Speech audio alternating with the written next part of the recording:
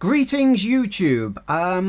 Right now I'm playing through Assassin's Creed Odyssey and I'm liking it more than I did Origins, I have to admit. I had some issues with Origins.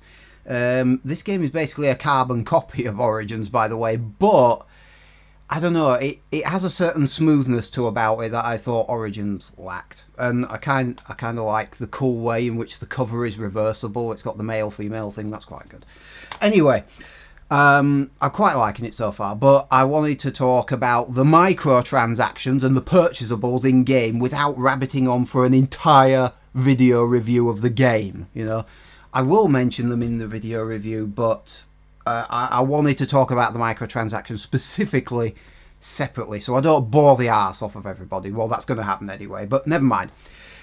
So, as I am given to do, I have built a spreadsheet because it's the only way I can bloody keep this shit straight in my head.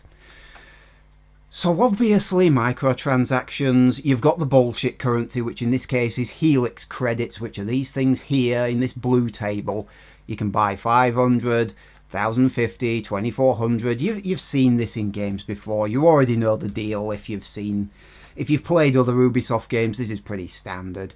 And you pay increasing amounts for the larger packs, but the amount you pay per pence, the amount of money you pay per Helix credit is less if you buy the bigger packs. If you buy the bigger packs, you save more money, even though you're paying more for a bigger pack.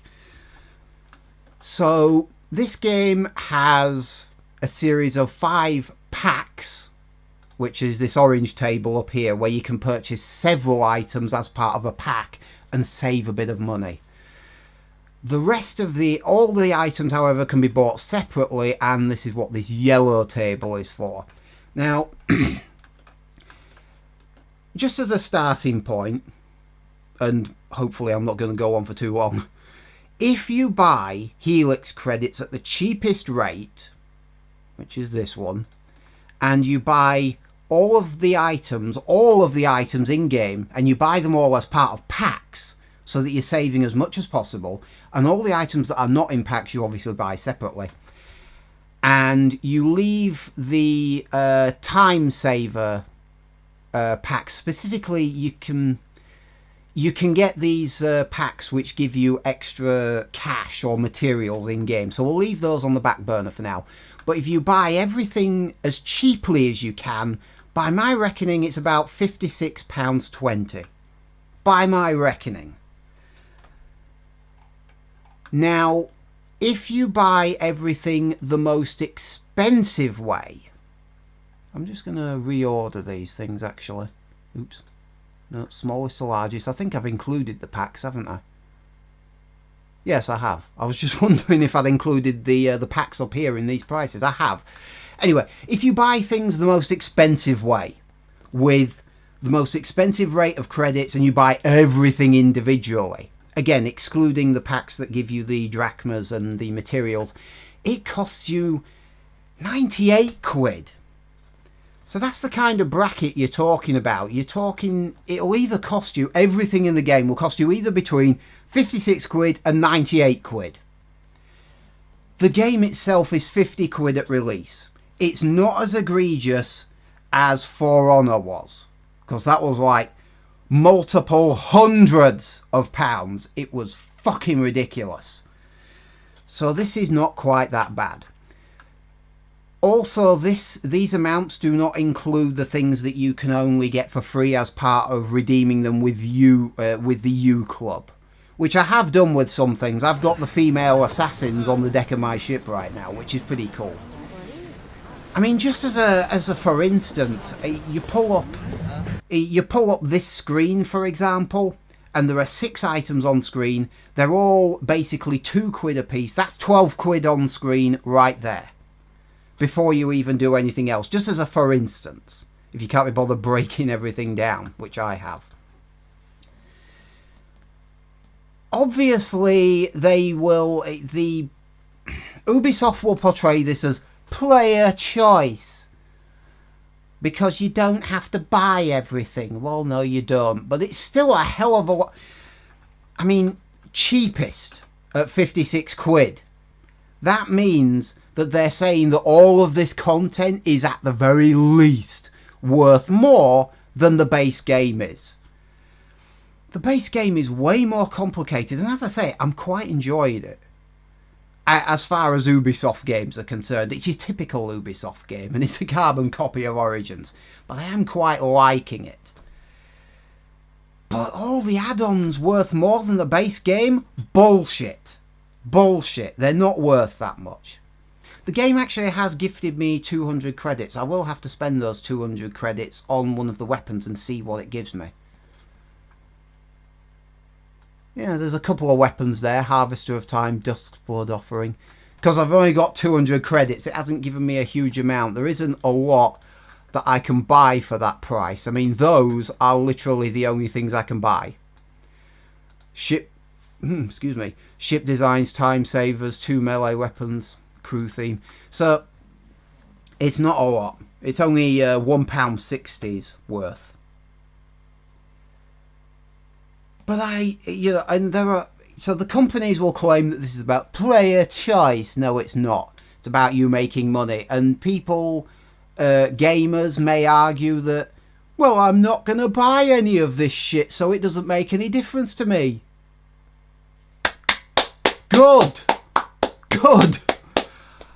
You don't need it. You get plenty of shit in game. There's rares and epics and all that kind of stuff.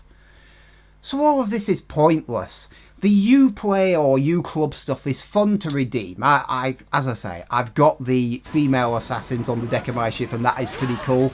And they do come with the additional voices, because when you have the standard crew theme, that it's guys that are belting out the songs as you sail along.